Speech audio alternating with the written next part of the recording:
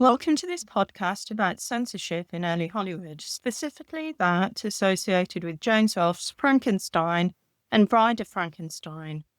I'm especially interested in these two films because their director, James Whale, came from Dudley in the UK,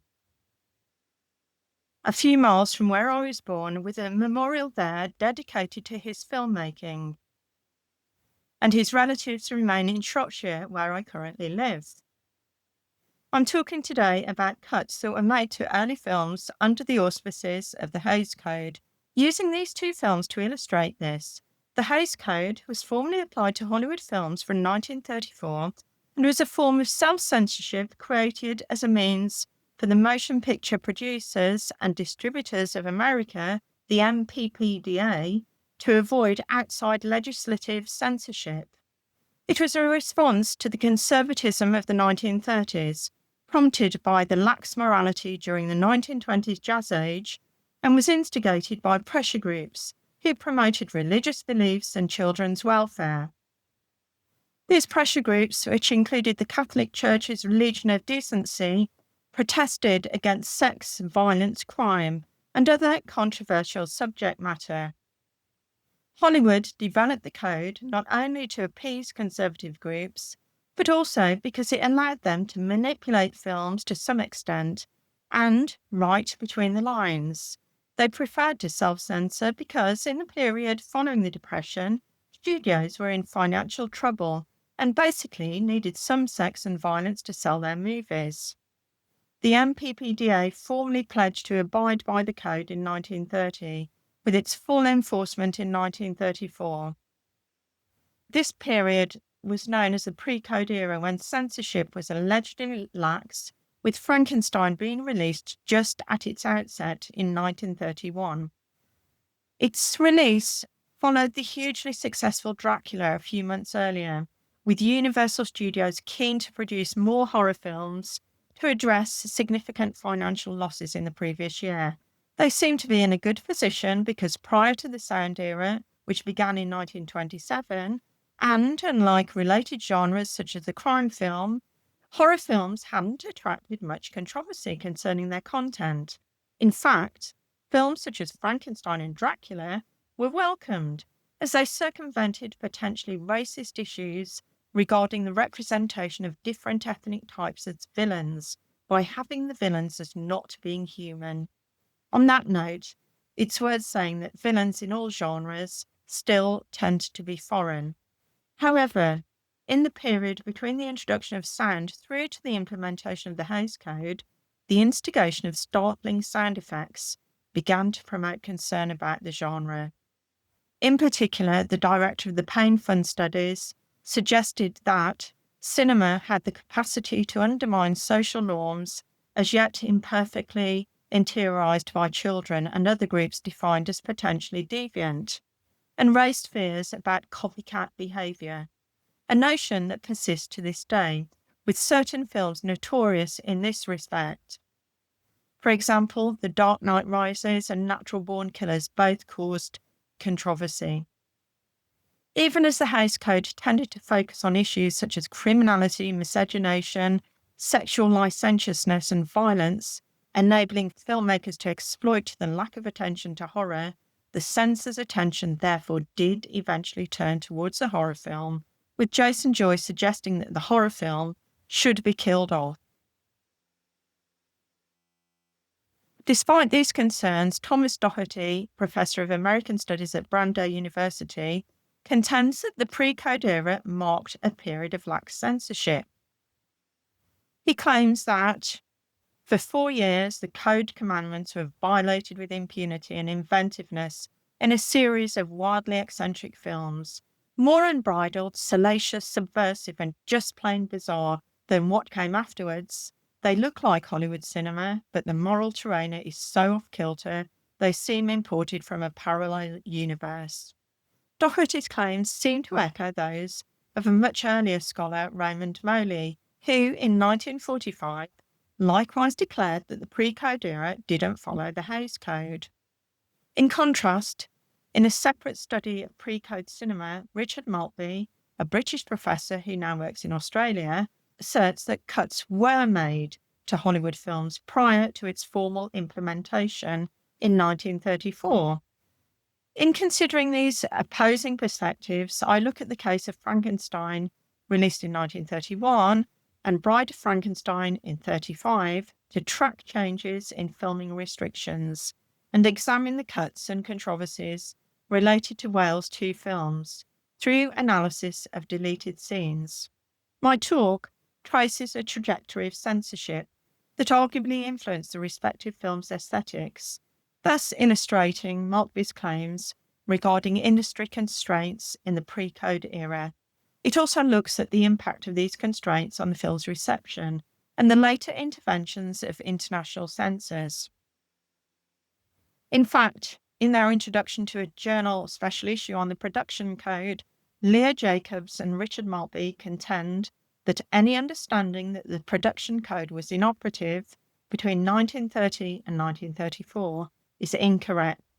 Instead, Maltby asserts that the code was actually in practice before its implementation, and that, within its own sphere of influence, it was a determining force on the construction of narrative and the delineation of character in every studio-produced film after 1931.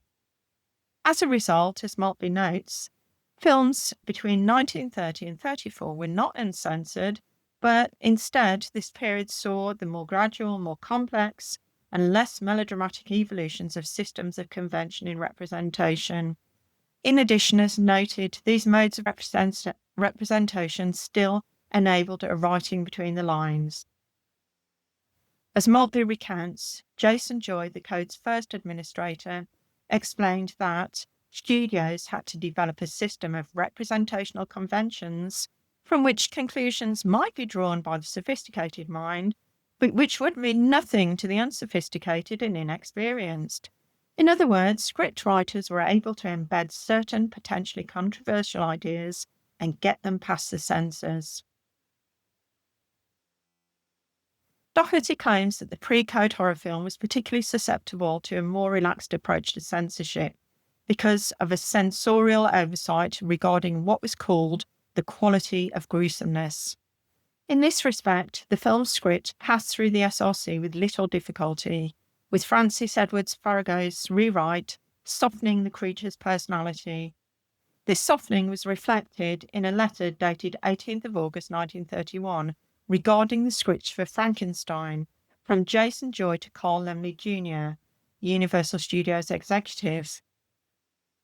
Somewhat conflicting with Doherty's notion of censorial oversight, Joy states that the only incidents in it about which to really be concerned are those gruesome ones.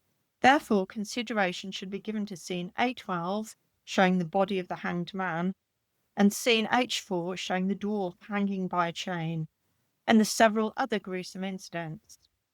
In scene D16, we suggest that instead of having Frankenstein say, "Now I know what it feels like to be God," he says, "Now I know how it feels to be a God." Partly as a result of these prescribed cuts, but also arguably because of Wales' approach to the material, any potential gruesome scenes tended to comprise long shots, for example, of the body in Dr. Waldman's medical lecture. Generally, Whale avoids close-ups or graphic imagery of corpses, and there's a couple of exceptions, the abnormal and normal brains. Fritz's murder takes place off-screen, and his body is viewed in a darkly illuminated long shot. Likewise, Waldman's death is brief and bloodless. Nonetheless, as Tom Johnson notes, the picture had many detractors on moral grounds and suffered significant cuts both before and during its release.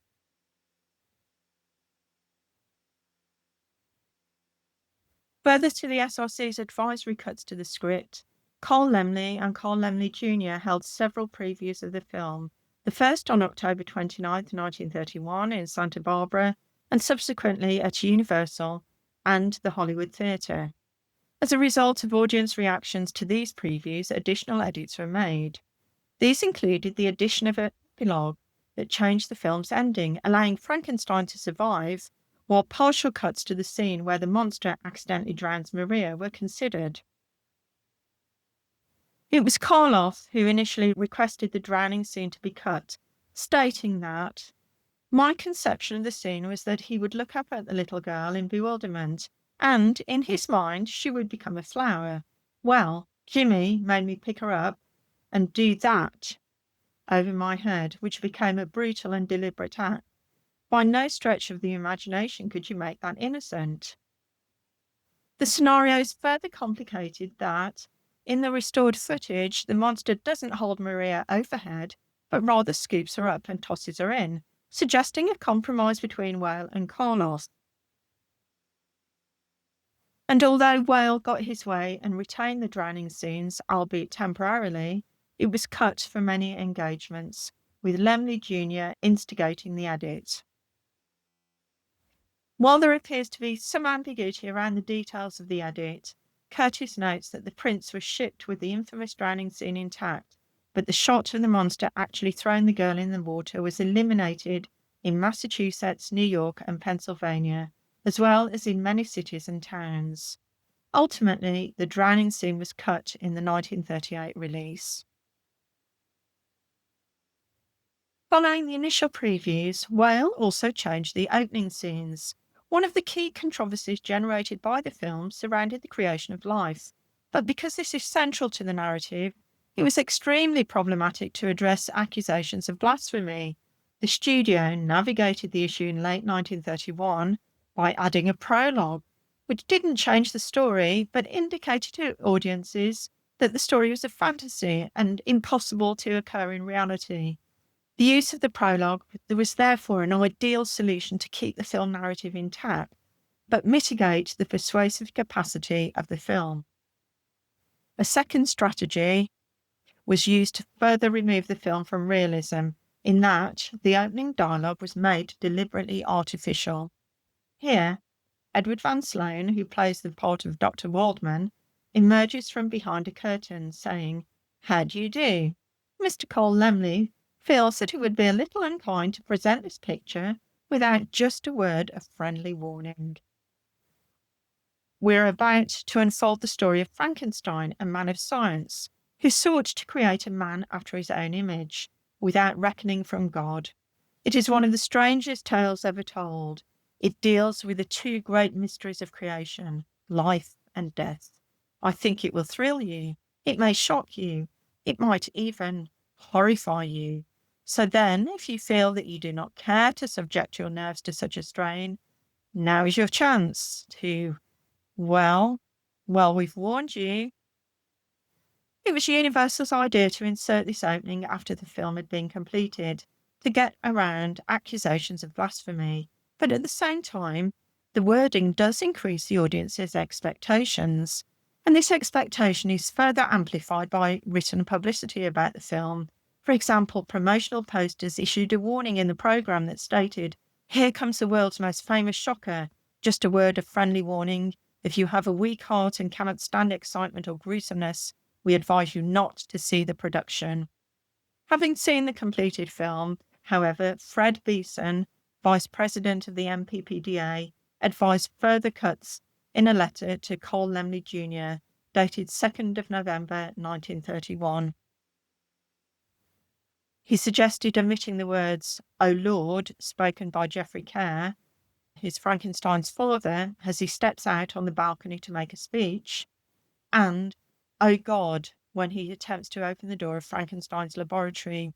Conversely, the inclusion of dramatic sound effects, which were exploited in the theatrical trailer, the repeated crash of thunder and lightning, Elizabeth's terrified screams, the creature's moaning, and the howling hounds and shouting mob who finally capture the creature, all got past the censors, while Beetson responded to Frankenstein's famous God line with the comment, "We are still of the opinion that these lines are usable because they are not spoken profanely." The film was then passed by the MPPDA on November 13th, 1931. However, despite the cuts advised by the SRC and Wales' softening approach, the film was censored by regional and international political censor boards, While Ohio, Chicago, and Virginia approved the film without deletions, other state boards were more radical. As well as the partial removal of the drowning scene, New York requested 2 further edits, including shortening the scene where Fritz tortures the monster and deletion of the scene where Waldman injects the monster with a hypodermic. Even though Massachusetts and Pennsylvania also requested the drowning scene to be partially cut, the film was banned in several Massachusetts towns.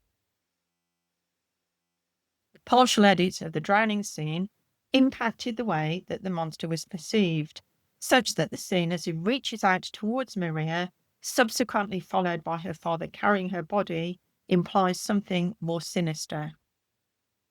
As well as the controversy surrounding the drowning scene, claims of blasphemy led to the film being initially banned in Quebec and Kansas, with the Kansas Censor Board stating, "The reason is given because of blasphemy, which Webster says is the act of claiming the attributes or prerogatives of the deity. Besides being an ecclesiastical offence, blasphemy is a crime at the common law, as well as generally by statute, as tending to a breach of the peace, and being a public nuisance or destructive of the foundations of civil society."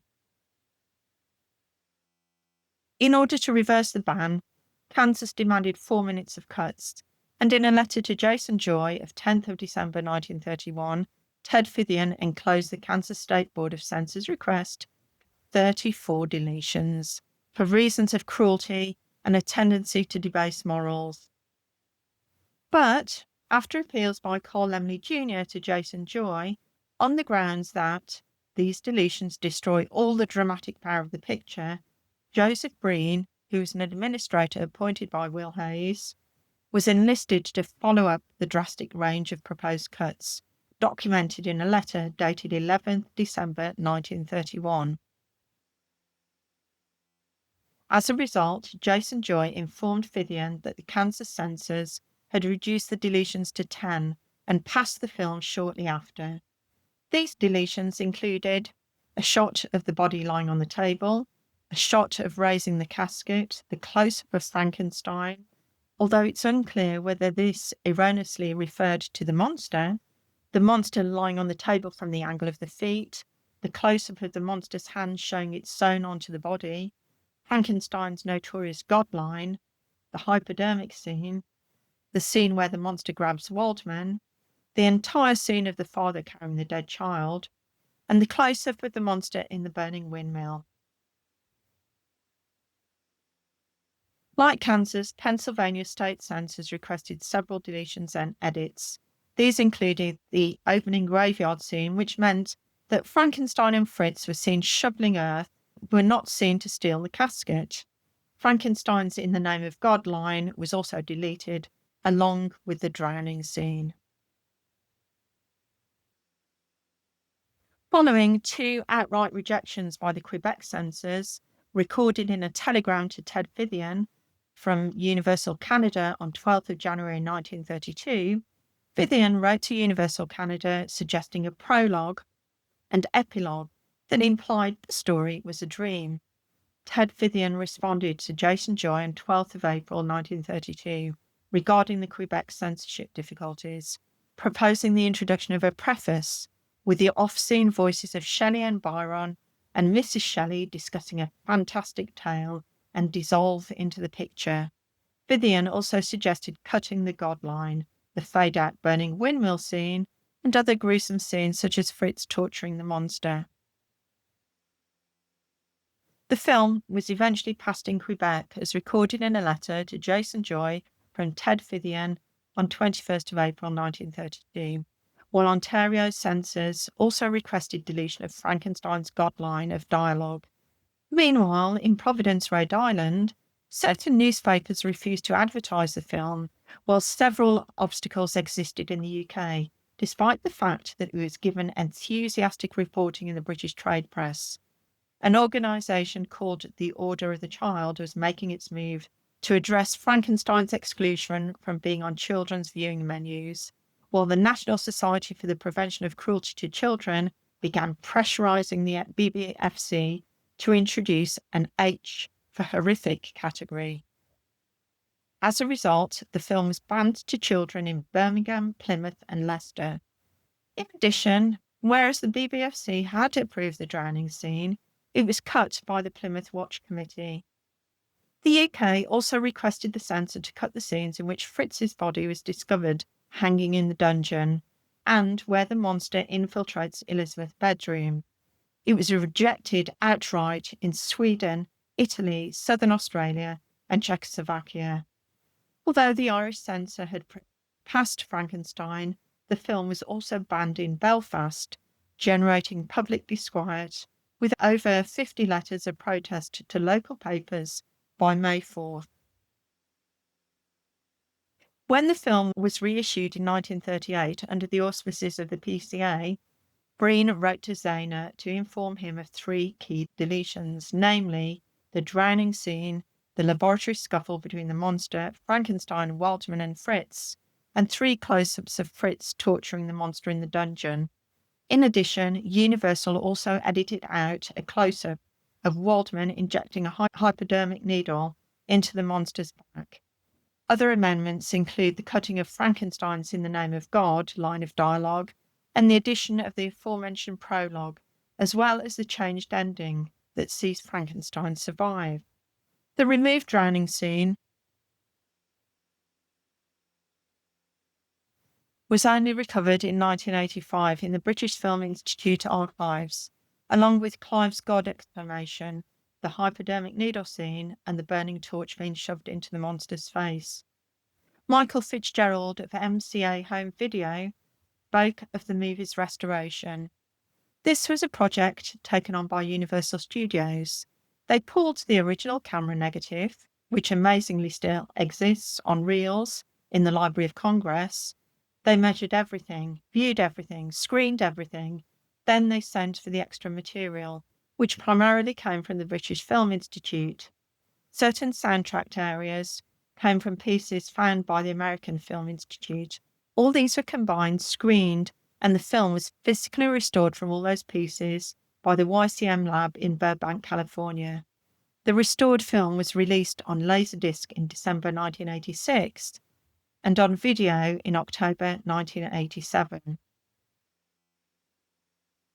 Despite all the cuts, Frankenstein was a success from the first day of its release, with Universal reporting a profit of £708,000 and later estimates of $12 million in gross revenues. In fact, the controversy surrounding the film, along with warnings about its content, only seemed to add to the attraction. For example, one marketing poster led with the exclamation, "No thriller ever made can touch it. This tale of a monster who looked like a man, conceived in madness, built with love." The film received praise from all news outlets, with comments such as, "The laboratory sequence detailing the creation of the monster, patched up of human odds and ends, is a smashing bit of theatrical effect. The figure of the monster is a triumph of effect. Playing is perfectly paced, and photography is splendid, and the last word in ingenuity. Crackerjack production, undoubtedly the best spine chiller that has been presented in all time on the screen. It is a skillfully contrived film in all respects, and the film has been produced with such finesse, with such artistry, that no one can fail to be thrilled at its conclusion." So these are some of the hundreds of positive reviews that came out. The sequel to Frankenstein was released in 1935 and was therefore exposed to the full rigour of the code, which was to some extent again mitigated by Wells' approach, following responses to the screenplay, which was initially titled The Return of Frankenstein. It was sent to James Wingate of the Association of Moving Picture Producers from Zehner of Universal on 25th of July 1933.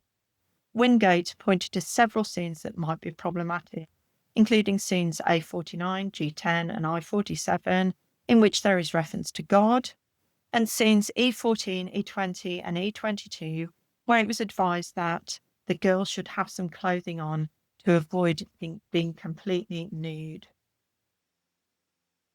In addition, Wingate advised care in avoiding any undue exposure of the female monster, and that in scene J5, the tag of the baby wetting its diapers, and the closing line should be codified under the vulgarity clause of the code. A revised screenplay was submitted by Zana on 23rd of July 1934 to Breen, with further recommendations advised by Breen. These included avoidance of any comparison of Frankenstein to God, care to be taken in the struggle between Father Gerard and Henry in scene G20, alteration of the love scene D23 to avoid the inference that the monster is watching a physical affair, avoidance of any evidence that the figure of the Virgin and Child is smashed in scene D39, and avoidance of the word mate. As in Frankenstein, a general caution about avoiding gruesomeness was added. A revised version of the script was sent to Joseph Breen on 1st of December 1934, and in response, a letter from Breen was sent to Zana of Universal Studios, stating that the script was acceptable, but cautioning about the number of killings and irreverence about God. In addition, Breen suggested that dialogue, in which 3 characters boast of their infidelity, immorality, and adultery, should be modified. The word entrails should be changed. A scene featuring a rat should be cut. References to God should be omitted. The line, "if you are fond of fairy tales," should be deleted, as it implies a derogatory reference to the Bible. There should be careful handling of the scene featuring the miniaturized mermaid to avoid improper exposure, and the figure of Christ from scene F8 should be omitted. In particular, Breen emphasized the attention to gruesomeness and irreverence, and advised that the ending of your present story should carry a sufficient moral lesson to obviate this latter criticism. Following several further communications between the PSA and Universal Studios, James Whale himself wrote to Breen on the 7th of December 1934, detailing his intended approach to offset the aforementioned issues. He stated that the killings would all be minimised in the photography and in the time spent on them in the context of the whole film, that the dialogue between the 3 characters would be changed to "we are all skeptics, scoffers at all normal ties." Entrails would be changed to insides. He would substitute a bat or owl in the rat scene. We actually see an owl in the final film. God would be replaced with creator. The mermaid would have very long hair, but she actually wears clothing in the final film. The words "as they say in God's own image" would be changed to "as we say," to avoid any derision implied. Fairy tales will be replaced with scriptures, and he would change the figure of Christ to a figure of death, although Whale pointed out the underlying message regarding the Christ figure, namely that it was one of sympathy on the monster's part, as he thinks he's trying to rescue a man being persecuted. The proposed changes to the script were accepted by Breen on behalf of the PCA, confirmed in a letter to Whale on 11th of December 1934. Part of Whale's approach to mitigating potential issues around blasphemy was again to utilise a prologue. It specifically references Shelley's novel by opening in 1816, where Mary Shelley recounts a continuation of the Frankenstein story before a flash forwards to the first film showing Henry Frankenstein's survival.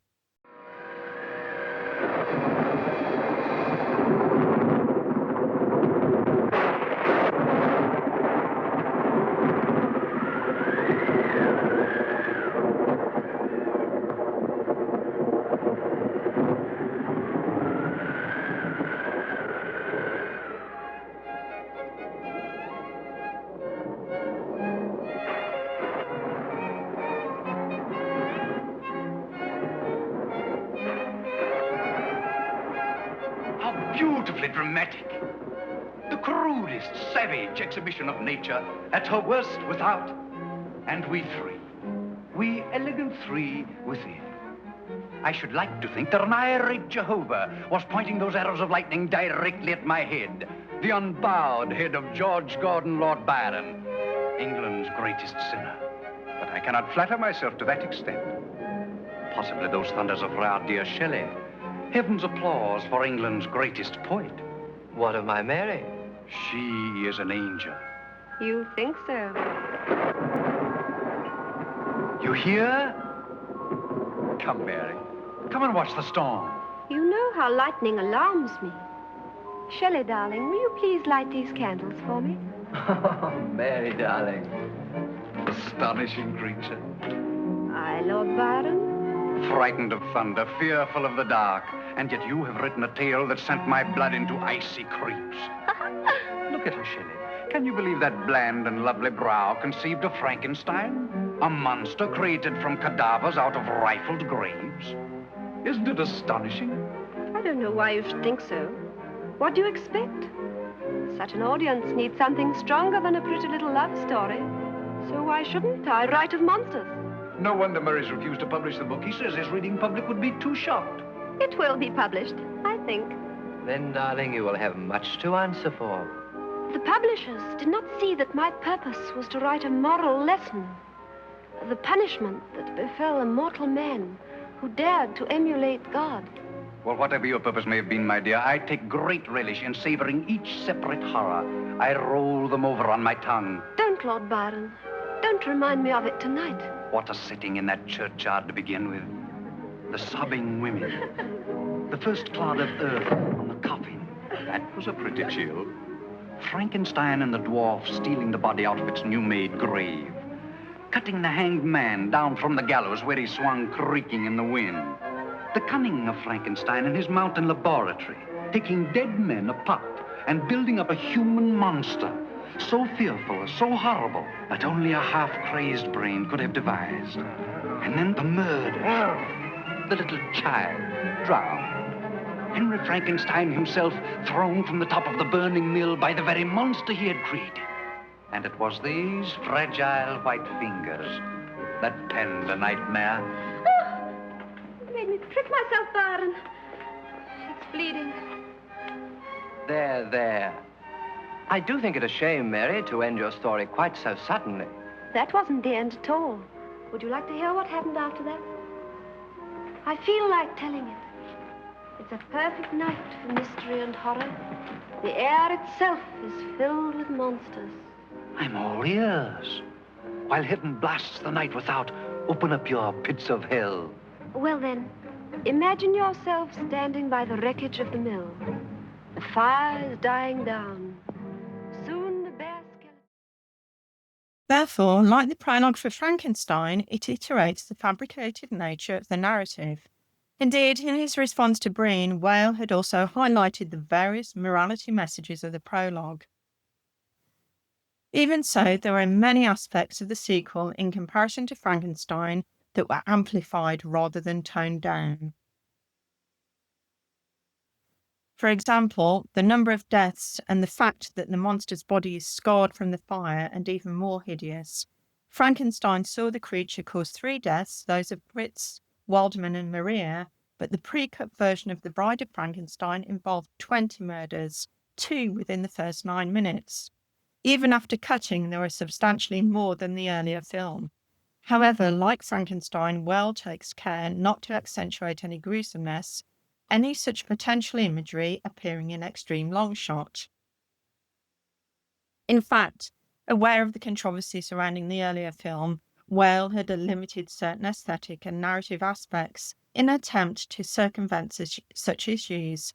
For example, where the monster rolls a boulder down onto 2 of his assailants, the scene is framed in extreme long shot and from behind trees. And whereas the disembodied brains were viewed in close-up earlier in Frankenstein, here there is mostly an absence of such corporeal detail, one exception being the stitching on the bride's neck. And I'll just show you that stitching.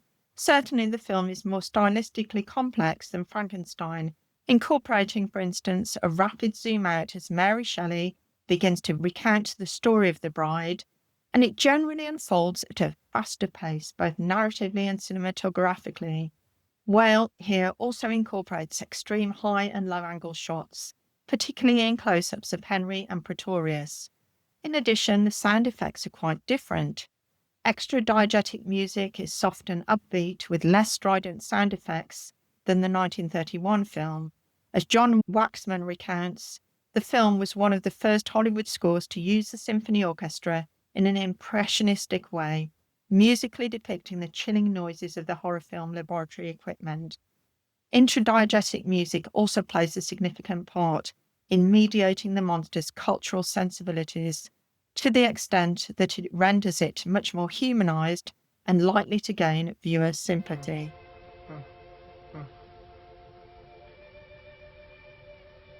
Our Father, I thank thee, that in thy great mercy thou hast taken pity on my great loneliness, and now out of the silence of the night hast brought two of thy lonely children together, and sent me a friend to be a light to mine eyes and a comfort in time of trouble.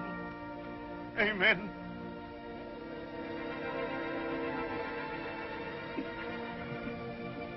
The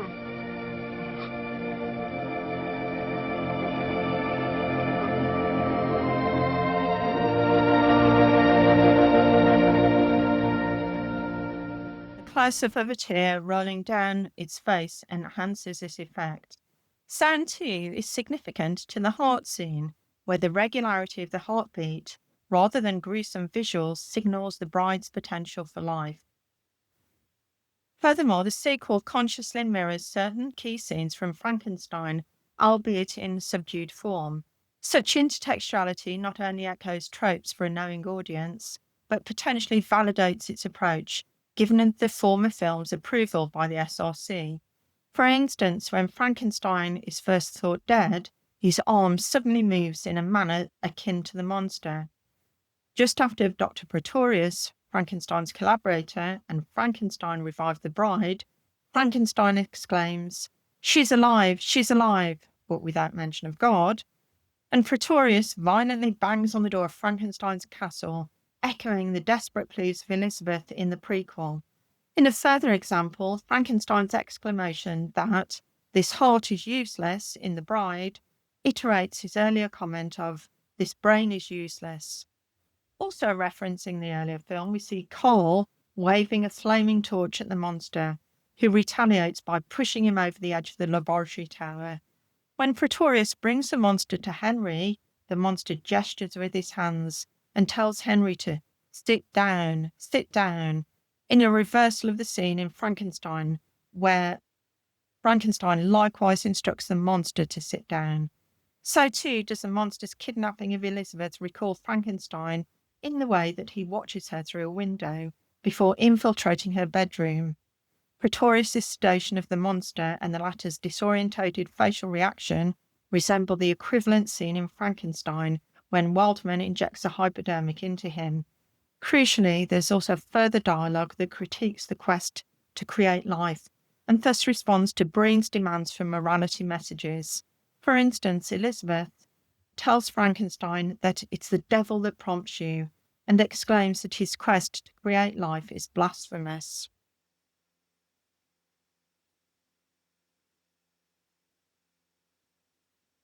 Nonetheless, when the PTA reviewed the completed film in early 1935, Breen outlined a series of 12 further clips in a letter to Zehner dated 23rd of March 1935. The letter stated that the film in its present state contravened the production code in relation to excessive brutality and gruesomeness, and accordingly advised that Universal delete all offensive breast shots pertaining to Elizabeth in Reel 1, the shots of the monster drowning, the shot of the monster pushing Hans's wife into the cistern, the scenes where a group of girls come out of church and find the child's body lying on the ground, the shot of the mother carrying the dead child, the bloodied hands of the monster in the hermit's hut, the entire sequence where the nephew, Cold, strangles his uncle, the burgmaster, the close-up shot of the monster as he falls and subsequently seems to fondle the head of the corpse, footage showing Dr. Pretorius and his two accomplices entering the vault and their subsequent conversation about the young girl's grave that they're about to open. The entire sequence of the empty street and the murder of the woman by the half-wit, the shot of the heart being removed from that jar, finally the shot of the monster throwing Cole off the roof. As a result of these recommendations, Carl Laemmle Jr., James Whale, and Breen convened a meeting at Universal Studios, where it was agreed that 6 of the above deletions would be made, including the offensive breast shots, Hans's drowning, the mother carrying the dead child, the deserted street shot, and the heart being removed from the jar. Curtis reports that Whale also agreed to remove the sequence in which Carl murders his uncle, but resisted attempts to cut a scene in which Carl, Ludwig, and Pretorius enter the crypt and open a casket to retrieve the bones. However, despite subsequent queer readings of the Frankenstein films, for example, the fact that a mad scientist and his male assistant create life, and Dr. Pretorius is described as a very queer-looking old gentleman, these aspects escaped the PSA, thus demonstrating the writing between the lines that Joy had alluded to. Besides these cuts, PCA representative Eileen Oster confirmed in a memo on April 8, 1935, that he had given Zana permission for some additions to the film. These included lengthening of the scenes where the shepherdess falls into the pool and the monster rescues her, and the jail scene where the monster is chained to show that he's treated more roughly, and the addition of a scene showing the monster stalking Frankenstein's wife prior to where the monster kidnaps her. Following a further review of the edited film on 11th of April 1935, Breen wrote to Zana on 15th of April, confirming that the film now satisfied the requirements of the PCA, although cautioning to expect further cuts by state and political censors. After putting the film in front of a test audience, Whale himself made still further edits to the film, removing a sequence in which the burgomaster interrogates the villagers, as well as making deletions to dialogue with 10 minutes of voluntary edits to the material. He subsequently altered the ending, allowing Henry Elizabeth to survive, such that the monster, his mate, and Dr. Pretorius are killed in the laboratory. As Breen had warned, further eliminations were requested by state censor boards, with Ohio ordering 9 cuts, including elimination of scenes where Hans is swimming in the cistern and the monster grabs him and forces him underwater.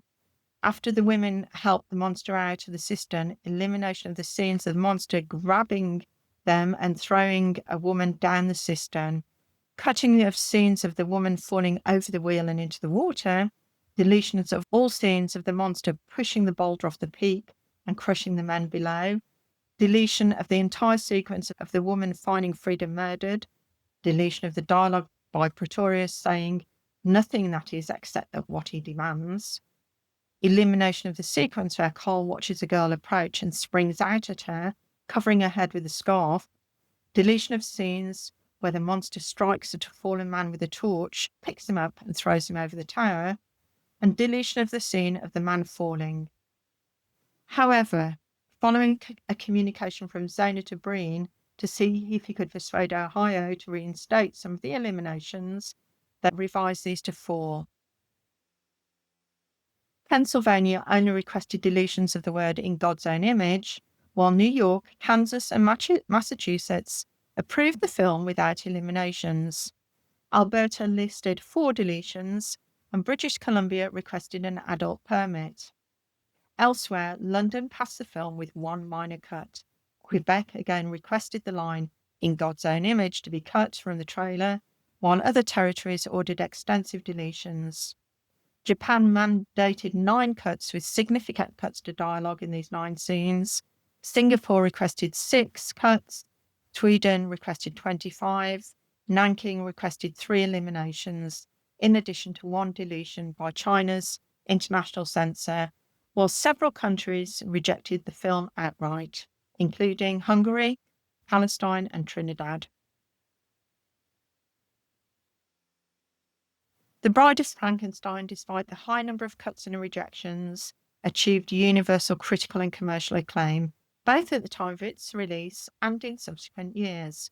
A preview by Variety could find little fault with the production, stating that It tops all previous horror pictures in artistry and popular entertainment values, and credits Carl Laemmle Jr. with a smash hit as his first offering under his new production status.